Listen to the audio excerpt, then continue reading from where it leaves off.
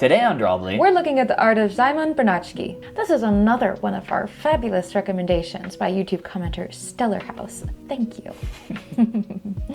This artist has such a sweet and lovely style. Ooh, clearly. Yes, very storybook. Very storybook. I'll briefly mention this artist worked on Klaus, and it's a total obvious choice for Klaus. Yeah, the mammoth in the clouds here is so amazing. Yes, this is beautiful. The imagery of it, the storytelling, the dog running.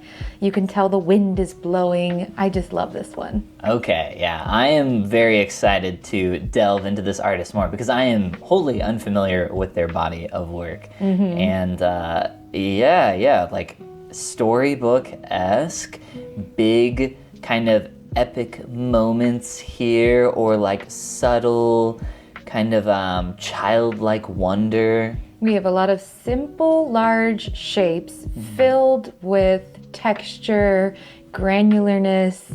It creates a really, really nice effect of one big thing that's nice to look at with lots of feeling within that image. Yeah, so I think a collection of artists that had some similar styles and techniques that they used kind of came together to work on the Klaus project and really helped concrete this style of this kind of noisy shading, which I hadn't seen a lot until that film. And now I think that these artists have kind of started integrating that into their own work a lot more, because it's something I see quite a bit more frequently, and it's a really cool choice. I love this image. The way the shape design, especially of this monkey that's reaching down into the backpack, is so cute and so well done. Again, it looks like one simple shape, and then we have the breakdown of the monkey components within that shape. This person has a really great grasp on fundamentals, because there is a really strong fundamental at play here with contrast and silhouette, where the bottom of this monkey is just this nice simple curve, and then the top side helps to break that up with visual interest. And it's a really powerful technique to draw focus to different areas and also create visual appeal. Definitely. You can see that in almost everything that this artist does as well.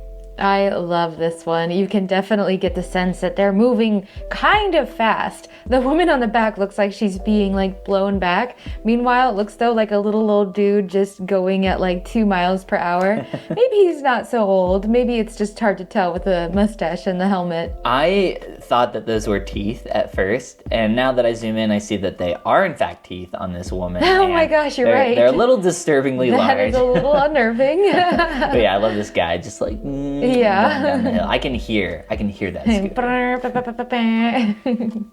Ooh, what's going on here? It looks like we're being blown off the side of the cliff, which is terrifying, but also probably a really cool storied moment in whatever this was made for, which was some sort of WB production. Yeah, it's been a while, but I have done some stuff for Warner Brothers as well. But this is cool because you can see in the corner the layout sketch by Paul Lassine, it looks like. So they created the layout, and then they went through and did all the color keying and getting the mood for that perfect. There's something exploding off the edge here. It looks like a flying machine is what I might describe it as. Yeah. I think that's so cool, professionally, how it's just expected for artists to come together and have one who's really strong in one area, collaborate with other artists who are strong in other areas, or have the style that the studio wants. I don't know what that feels like to be just given hey, you're not creating this from the base up. I personally would be thanks, because I didn't want to. I just don't want to do, I want to do what's fun to me. Yeah, I think professional settings are actually quite fun, at least for me. Just getting to work with a lot of different artists with, incredible talent. It really pushes you to improve and do your best. And then you also get to see choices that other people would make, like putting a little window on this costume on the neck with people peering out, or whatever, in terms of skill and talent that you can pull from and grow from yourself. Because you're an island, right? You can't grow by yourself. You need those outside extrinsic pieces Right. to help you grow to new levels. Can I just say with this image, this audition, that they're clearly all auditioning for this role of the sea monster. And real sea there's monster? a real sea monster. And then the expressions on the costumes tend to echo like the action and expression of the little guys within them. Oh, yeah, they do. Yeah, like this one is smoking, but it looks like his fish guy is smoking too. Yeah, he's got smoke coming out.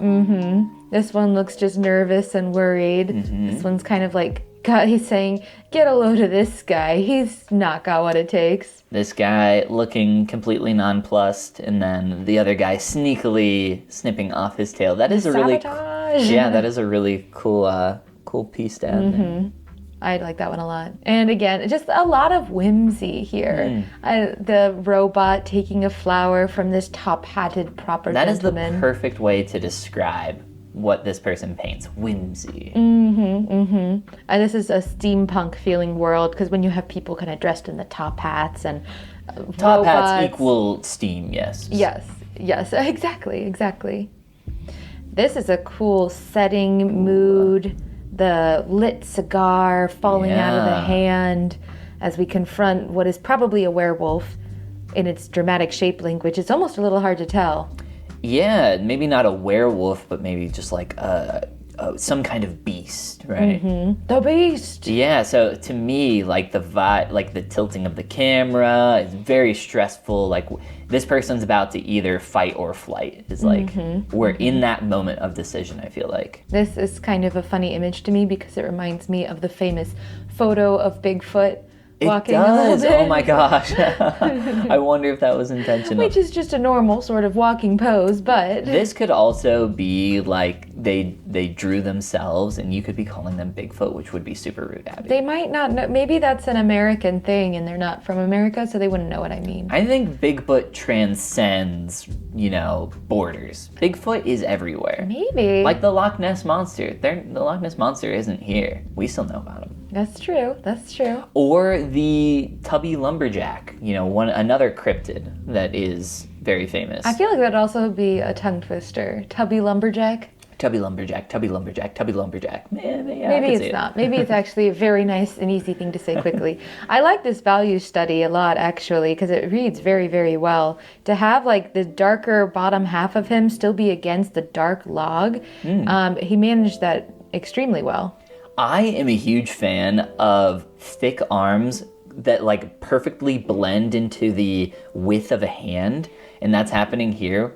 I just love that style with characters. It's such a fun choice, and anytime I see it, I want to call it out. Yeah, that's very cool. I don't know what's happening in this story, but the fact that he's running away, he's like getting out of town, away from whatever is on that cliff there. Oh, I didn't notice that at first. Yes. Yeah. Yes. Honestly, kind of looks like a pig. It kind of does. There's definitely a story here and a fear for sure. But it's very well done. I like how we kind of descend and glow towards the city. There's a white layer of fog here that delineates us from our darker foreground.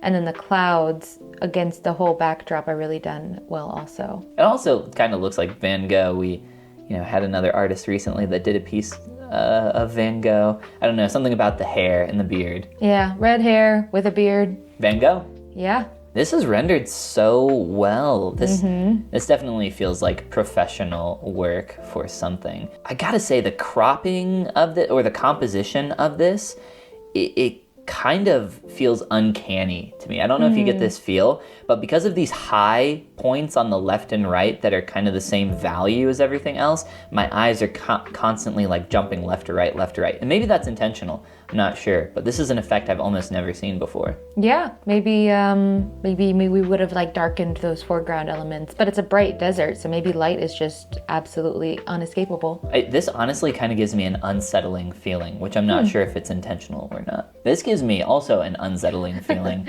but of a different variety.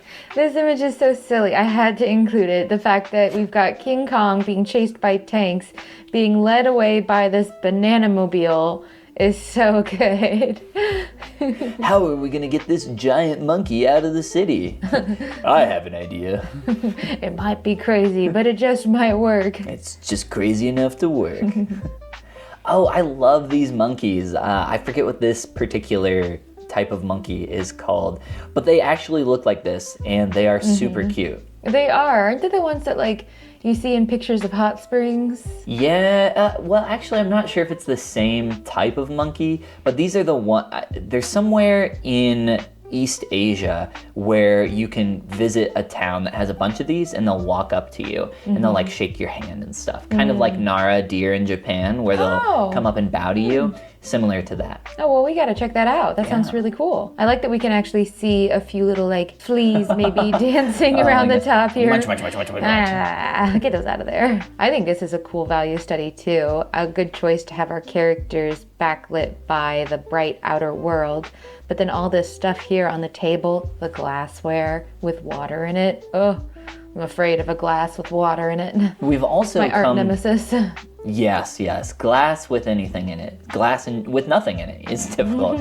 But we've also come full circle because here are our characters kind of arriving at their destination from their scooter journey earlier. Yeah, it is them because he's got the same tattoo on his hand. He's got the mustache. He's got the helmet. He's got his helmet. Now she doesn't have the scary big teeth that she had before. No more scary big teeth. Yeah. We're back home. I thought this was cool. These like almost like Eva-esque robots from WALL-E. Yeah. But they're evil. Evil, yes. And the little baby robot that they're hiding from. This feels like a DreamWorks project in the making. It does. I don't think he'd be allowed to publish it if it were still in the making, but maybe a scrapped project. Maybe. And then we'll end on this image, which I just thought was really beautiful and cool, of this big landscape with these foreground sapiens of some kind and this smoking volcano in the distance. It conveys a lot of thoughtfulness. The landscape here, just the style, the composition, the colors is just absolutely gorgeous. I love it. And then the characters do add quite a bit. Like, this is such a cool pose down here. Feels very JoJo's to me. Oh, yeah. And you know, now that I think about it, maybe JoJo poses are, in fact, just studied from apes. It could be. But I love the kind of like tilting of the hips here. Like, this is such a, like, could have been a pretty quick, boring silhouette, but like they made it so interesting. They did such a good job with that. He definitely took his time with it. And if you want to make something so interesting, go ahead and hit that subscribe button. And this is the part where we say, Goomba.